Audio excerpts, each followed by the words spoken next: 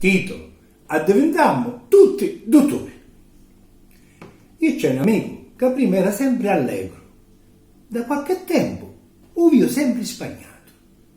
Tutta la colpa di sto cambiamento fu un regalo che oggi è un suo tormento.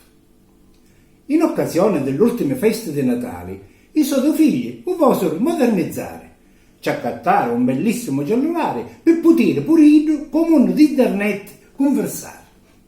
I primi anni piglio sullo prio, ma poco a poco si mise in un gran guaio. Invece di consultare il suo dottore, cercavo risposte per i suoi dolori a domandando notizie mediche solo alla rete virtuale.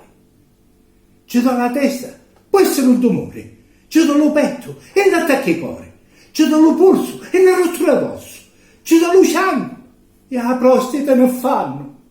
Mai una diagnosi un poco positiva, solo paura e molto mai vicina.